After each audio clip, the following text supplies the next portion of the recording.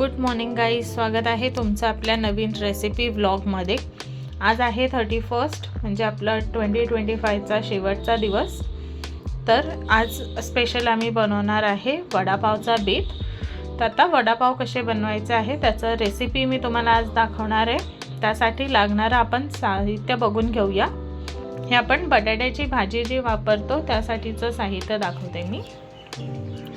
इथे आपण घेतलेलं आहे राई, जिरं आपण अर्धा छोटा चमचा घेतले, 7 ते 8 कढीपत्त्याची पानं लागणार आहे, 7 ते 8 लसणीच्या पाकळ्या, 4 लवंगी मिरच्या घेतलेल्या आहेत, 1 इंच आल्याचा तुकडा घेतलाय कापून, इथे एक छोटा पाव चमचा हळद, चवीप्रमाणे मीठ, खायचा सोडा आहे, कोथिंबीर आपण घेतलेली आहे, 6 बटाटे इथे उकडून घेतले, त्याची सालं काढलीत मी।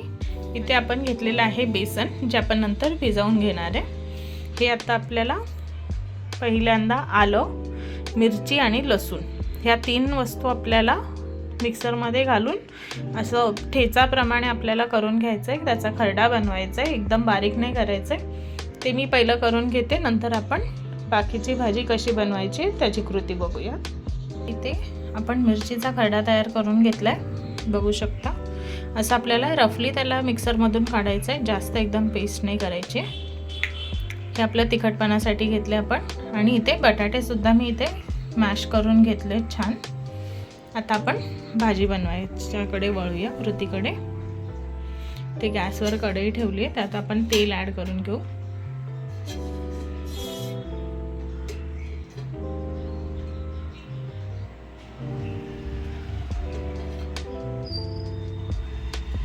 दोन पळी आपण तेल घेतलं इथे, चांगलं तापवून घ्यायचं आपल्याला। ते आपलं तेल चांगलं तापले, त्यात आपण ॲड केलेलं आहे राई आणि जिरं,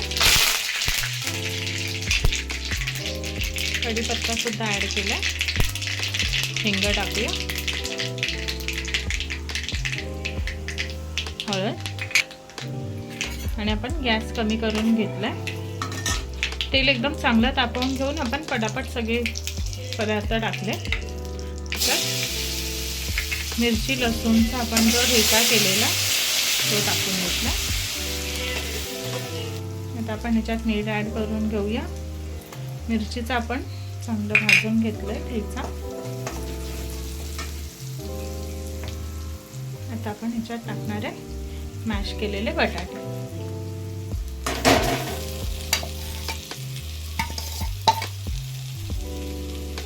याला चांगलं मिक्स करून घ्यायचं, एकत्र करून घ्यायचंय बटाट्याला। ही आपण भाजी छान एकत्र करून घेतली आहे, बघू शकता मस्त पिवळा रंग आलाय भाजीला। आणि आपण लवंगी मिरची ॲड केली, त्याच्यामुळे तिखटपणा सुद्धा येईल। आता याच्यात लास्ट आपण टाकतो आहे कोथिंबीर, बारीक चिरून घेतलेली आहे। एकदा मिक्स करून घेऊया मस्तपैकी।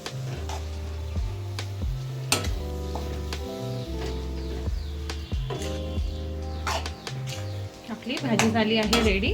बटाटे वडे बनवायला घेऊया आता हे आपण बटाट्याची जी भाजी केलेली त्याच्यात पण असे लहान लहान आकारात वडे बनवून घेतले। आणि या भांड्यात मी बेसनचं पीठ भिजवून घेतलंय, त्यात आता आपण वडे बनवतोय म्हणून सोडा ॲड करून घेतलाय।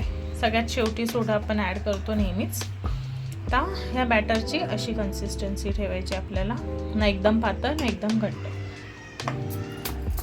सोडा चांगला मिक्स करून घेऊया।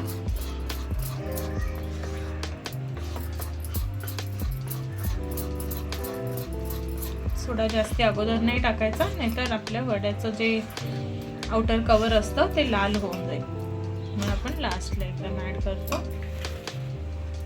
इथे कढईत तेल तापायला ठेवलंय, हे आपलं तेल चांगलं इथे तापलंय। आणि आपण वड्याला छान असं कोटिंग करून घेतले। शक्यतो वडे जेव्हा तुम्ही तेलात तळण्यासाठी टाकाल हाताने सोडा, कारण की चमच्याने जर आपण टाकत असू तर त्याला जास्त जाडं असं कवरिंग होतं आणि मग हाताने बेसन एकदम कच्चं असं लागतं, म्हणून हाताने आपण अंदाज घेऊन टाकू शकतो।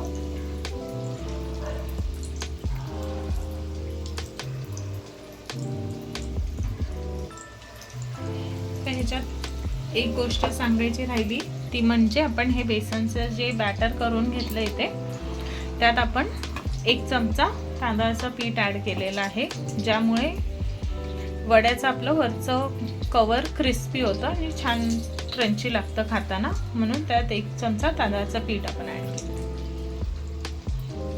हे आपण वडे छान तळून घेऊया.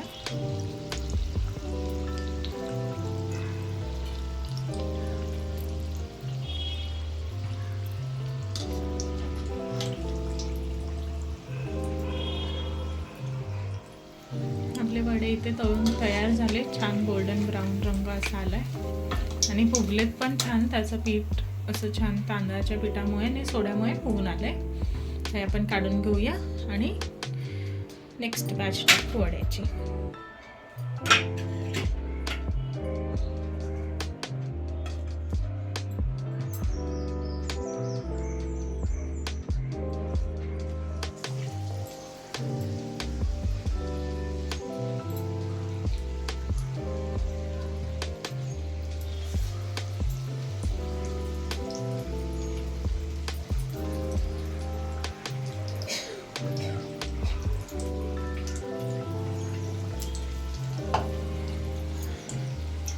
आपले वडे झाले आहेत रेडी. बघू शकता खूप सुंदर असे फुगलेत. आणि इथे बेसनचा आपण जे कुरकुरीत भाग असतो तो सुद्धा काढून घेतला. एक्स्ट्रा पीठ होतं ते पण तळून घेतलं इथे. आता आपण मिरच्या तळूया त्याच्यासोबत खायला अशा छान. साध्या हिरव्या मिरच्या आहेत त्या, तिखटवाल्या नाही घेतल्या. आपल्या मिरच्या झाल्या आहेत तळून. या बशीमध्ये आपण काढून घेऊया आणि त्याला वरती हलकंसं मीठ टाकून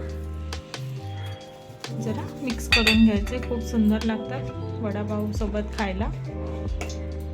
आता आपले इथे बटाटे वडे तयार झालेले आहेत. आता आपण सुक्या खोबऱ्याची आणि लसणाची जी लाल कलरची चटणी खातो त्याची कृती बघून घेऊया.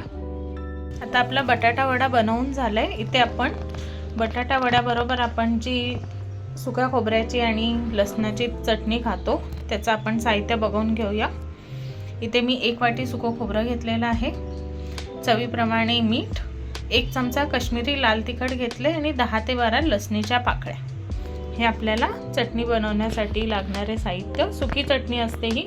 आता ही आपण चटणी बनवून घेऊया. आता आपलं साहित्य मिक्सरमध्ये आपण एकत्र करून घेऊया. लसूण ॲड केली आहे, सुकं खोबरं किसून ठेवलेलं होतं, हे सुकं खोबरं घेतलं. 1 वाटी साधारण आहे. तुम्हाला जितक्या प्रमाणात चटणी लागणार असेल तशी बनवून ठेवू शकता. राहते 3 ते 4 महिना चांगली राहते ही चटणी फ्रीजमध्ये. आता चवीप्रमाणे मीठ ॲड करून घेतो. तर हे मिक्सरला पण बारीक करून घेऊया.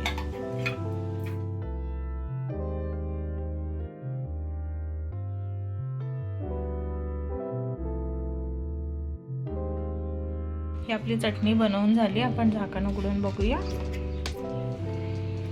बघू शकता छान असा नारंगी रंग आलाय आपला मसाल्याचा. आपल्याला एवढी सुकी बनवून घ्यायची आहे, त्याला जास्त नाही. तर ही आपली चटणी सुद्धा रेडी झालेली आहे. मी तुम्हाला प्लेटिंग करून दाखवते. काहीच आपला वडापाव झालेला आहे रेडी. बघू शकता अगदी सुंदर असा रंग आलाय. चटणी सुद्धा आपली झालेली आहे. ही आपण बनवलेली आहे सुकं खोबरं आणि लसणाची चटणी. इथे आपण मिरच्या तळून घेतलेल्या आहेत आणि वडे आपण तयार केलेले आहेत, बटाटे वडे. हा आहे आजचा 31st मेन्यू. तुम्ही सुद्धा ही रेसिपी जरूर ट्राय करून बघा आणि मला कमेंट करून सांगा कशी वाटली ते. आपण भेटूया पुढच्या नवीन रेसिपी ब्लॉगमध्ये. तोपर्यंत काळजी घ्या आणि सगळ्यांना ॲडव्हान्समध्ये हॅपी न्यू इयर. बाय.